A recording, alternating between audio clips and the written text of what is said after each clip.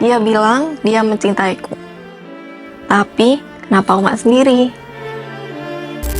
Poligami, topik yang bikin banyak orang saling lempar pendapat. Dianggap sah dalam beberapa budaya. Tapi di sisi lain, sering melahirkan luka yang nggak kelihatan. Lalu, dalam Buddhisme, ajaran yang katanya mengutamakan kebijaksanaan dalam kedamaian, apa sebenarnya posisi poligami? Apakah ajaran Buddha membebaskan semua bentuk relasi, atau justru mengarahkan kita kepada sesuatu yang lebih mendalam dari sekedar boleh atau tidak? Di dunia modern yang serba cepat, serba bebas, dan penuh distraksi, kita perlu berhenti sejenak dan bertanya, hubungan seperti apa yang benar-benar membawa kedamaian? Video ini bukan buat menghakimi, tapi buat mengajak kalian semua berpikir lebih dalam, lebih jujur, karena setiap relasi ada pilihan, ingin sekedar bersama, atau benar-benar saling menjaga.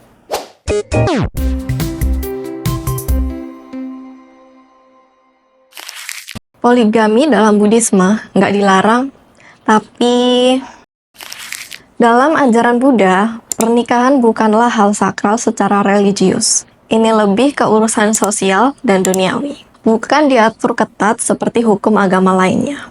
Jadi, kamu nggak akan menemukan larangan eksplisit tentang poligami di kitab-kitab Buddhis. Namun, meskipun poligami tidak dilarang, arahannya jelas. Monogami lebih disukai. Di Tipitaka, poligami hanya disebut dalam konteks raja atau orang kaya. Jadi, itu bukan sesuatu yang dianjurkan untuk umum. Menariknya, ayah Pangeran Siddhartha, Raja Suddhodana, punya 2 istri. Tapi, Pangeran Siddhartha memilih hidup dengan 1 istri, yaitu Yasodhara. Ini bisa dianggap sebagai contoh bahwa monogami lebih selaras dengan ajaran Buddha. Dalam khotbah Buddha, yang dibahas adalah hubungan suami istri monogami, bukan bagaimana berlaku adil pada banyak istri. Hal ini menunjukkan bahwa pernikahan ideal dalam ajaran Buddha adalah 1 pasangan. Ada kutipan dalam Samyutta Nikaya yang menyebutkan bahwa jika seseorang perempuan kurang berbuat kebajikan, dia bisa punya madu. Ini menunjukkan bahwa memiliki madu dianggap sebagai kondisi yang tidak diinginkan atau kerugian bagi perempuan. Literatur Buddhis awal juga mengungkapkan penderitaan yang timbul dari poligami. Dengan ungkapan, menjadi madu itu menyakitkan. Hal ini jelas menunjukkan sisi emosional yang terluka dalam hubungan yang tidak eksklusif. Ajaran Buddha selalu mengarah pada pengurangan penderitaan atau duka. Jadi, jika poligami menambah duka, mengapa dilakukan? Meskipun tidak dilarang, ajaran Buddha lebih mendorong hubungan monogami karena kondusif untuk kedamaian batin, baik untuk perempuan, laki-laki, dan keluarga. Ada juga salah satu kisah dari Jataka yang secara gamblang memberi nasihat, janganlah memiliki istri bersama orang lain. Pesannya sederhana, tapi dalam, tentang rasa aman, ketenangan, dan hidup tanpa konflik atau kecemburuan. Poligami dalam sejarah masyarakat Buddhis. Dulu boleh, tapi sekarang poligami dalam ajaran Buddha, meskipun tidak dilarang secara eksplisit, punya sejarah menarik. Ajaran Buddha lebih condong ke monogami. Namun, poligami tetap ada, terutama di kalangan raja atau orang kaya. Misalnya, Raja Pasenadi dari Kosala dan Raja Bimbisara dari Magadha. Keduanya mengikut Buddha, tapi berpoligami. Raja Pasenadi punya beberapa permaisuri, termasuk Ratu Malika, Vasabha, Soma, dan Sakula. Raja Bimbisara juga punya istri-istri terkenal seperti Kosala Devi, Kema, serta Padumavati dan Ambapali. Poligami di kalangan penguasa lebih terkait dengan politik dan status sosial, bukan soal moralitas pernikahan. Menariknya, Buddha tetap menerima mereka sebagai umat tanpa meminta mereka menceraikan istri-istri mereka. Buddha lebih memilih memberi nasihat moral umum daripada memaksakan perubahan yang bisa menambah penderitaan. Pandangan ini mencerminkan nilai Buddhis yang lebih besar, kasih sayang, dan penghindaran dari penderitaan. Meski Buddha lebih mendukung monogami, beliau tidak mengubah struktur sosial, terutama di kalangan penguasa yang hidup dalam sistem yang berbeda. Pandangan terhadap poligami juga dipengaruhi oleh budaya lokal. Di India kuno, poligami bukan hal yang dilarang, tapi juga bukan norma yang umum. Setelah Buddhisme menyebar, banyak kerajaan Buddhis tetap membolehkan poligami, terutama di kalangan bangsawan. Misalnya nih, di Sri Lanka dan di Myanmar. Raja dan kepala suku sering memiliki beberapa istri yang sah, meskipun rakyat biasa umumnya monogami. Di Thailand, poligami diperbolehkan hingga 1935 dengan istri utama dan selir yang sah secara hukum. Jadi, poligami di masyarakat Buddhis masa lalu seringkali sah secara sosial dan politik. Namun, seiring waktu, pandangan terhadap poligami mulai berubah. Pengaruh modernisasi dan hukum negara mendorong banyak negara Buddhis meninggalkan praktik ini. Di banyak negara Buddhis, poligami kini jarang ditemui dan sering dianggap ilegal. Tentunya ada pengecualian di komunitas Muslim atau adat tertentu. Saat ini, sebagian besar negara Buddhis menganut monogami sebagai norma, dipengaruhi oleh nilai-nilai Buddhis tentang kasih sayang dan hukum yang mendukung kesetaraan. Poligami dalam berbagai aliran Buddha, perbedaan pandangan. Meskipun ajaran Buddha intinya sama, setiap tradisi memiliki pandangan yang berbeda soal poligami. Yuk, kita lihat perbedaan di 3 tradisi besar, di Theravada, Mahayana, dan Vajrayana. Yang pertama, Theravada berada di Asia Selatan dan Tenggara. Tipitaka tidak mengatur bentuk pernikahan. Jadi, poligami tidak dilarang, asalkan tidak melibatkan perzinaan atau menyakiti orang lain. Dulu, poligami biasa di kalangan bangsawan.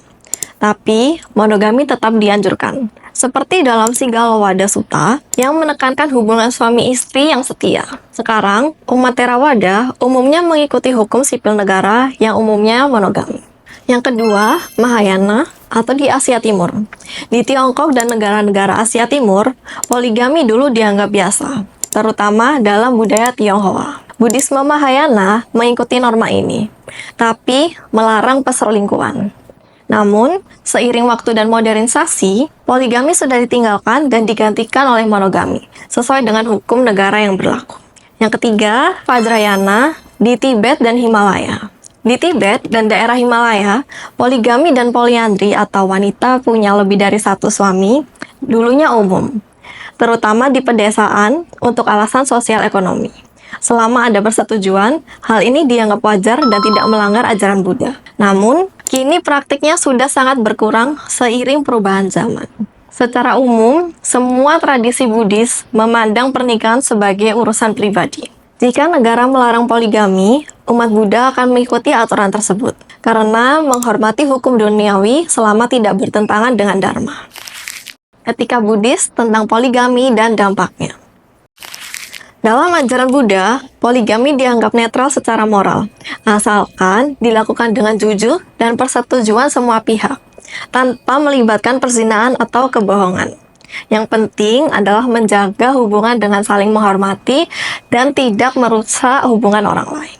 Namun, poligami bisa menimbulkan kecemburuan dan ketidakadilan. Istri-istri yang berbagi suami mungkin merasa cemburu atau tertekan, yang bertentangan dengan kedamaian batin yang diajarkan Buddhisme. Prinsip ahimsa atau tanpa kekerasan mengajarkan untuk tidak menyakiti perasaan orang lain, baik fisik maupun emosional.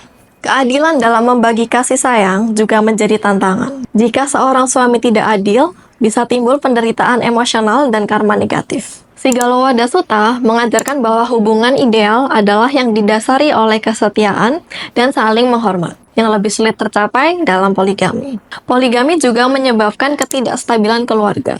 Kula suka atau harmoni keluarga sangat dihargai dalam Buddhisme. Dan poligami yang mengancam keharmonisan dianggap bertentangan dengan kebajikan. Dari sisi spiritual, poligami mencerminkan nafsu yang tak terkendali atau raga tanha. Buddhisme mengajarkan untuk merasa cukup dengan apa yang kita miliki. Dan poligami bisa memperpanjang penderitaan akibat keserakahan tersebut. Secara etis, monogami lebih disarankan karena lebih mudah dijalani dengan kasih sayang, tanggung jawab, dan pengertian. Meski Buddhisme tidak menghakimi status pernikahan, memelihara prinsip moral dalam poligami lebih sulit. Monogami dianggap lebih sesuai dengan ajaran Buddha untuk kehidupan yang bahagia dan etis. Relevansi ajaran ini bagi generasi muda dan hubungan modern. Bagi generasi muda, ajaran Buddha tentang hubungan menawarkan pelajaran tentang membangun hubungan yang sehat. Di era sekarang, pilihan hubungan sangat beragam, mulai dari monogami hingga poliamori. Nilai-nilai Buddhis dapat membantu memilih hubungan yang penuh komitmen, kejujuran, dan kasih sayang. Buddhisme lebih menekankan kualitas hubungan daripada statusnya. Seberapa harmonis dan bermoral, hubungan itu lebih penting daripada label seperti monogami atau poligami. Kesetiaan dan kejujuran juga sangat ditekankan. Dalam dunia modern, godaan seperti perselingkuhan bisa muncul.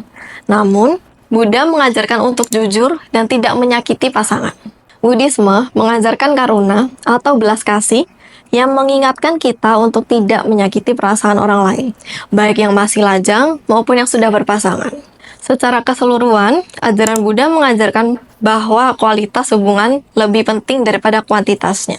Dalam dunia modern, poligami mungkin menyulitkan terciptanya keseimbangan emosional yang sehat, terutama di tengah nilai kesetaraan gender. Generasi muda kini lebih cenderung mencari hubungan yang monogami yang berkomitmen, di mana kedua pihak dapat saling mendukung. Jadi, buat yang nanya, poligami dalam Buddhisme, yes or no? Jawabannya mungkin bukan sesederhana iya atau enggak. Buddhisme tidak secara dogmatis melarang atau mengajarkan poligami, tetapi lebih menekankan akibat dan kualitas moral dalam hubungan. Tapi, kalau dilihat-lihat dari spirit ajarannya, dari prinsip-prinsip sila, dari tujuan mengurangi penderitaan, dari contoh hidup Buddha sendiri, maka arah kompasnya jelas banget. Monogami itu muncul sebagai pilihan yang selaras dengan ajaran untuk meminimalkan penderitaan dan memaksimalkan keharmonisan. Karena dalam hidup ini, kedamaian itu bukan datang dari punya banyak pasangan, tapi dari punya satu hubungan yang penuh perhatian, saling jaga, dan minim drama. Oke teman-teman, terima kasih ya udah mau nonton video ini. Ikuti terus konten-konten kita selanjutnya yang bakal bahas tentang kehidupan seputar agama Buddha yang pastinya informatif dan juga seru. Kalau ada yang mau kasih revisi, pertanyaan, atau menambahkan pendapat, bisa langsung aja tulis di kolom komentar. Nanti kita akan diskusikan bareng-bareng ya guys. Jangan lupa buat like, komen, dan subscribe ya, biar kalian gak ketinggalan update seputar agama Buddha. Bye!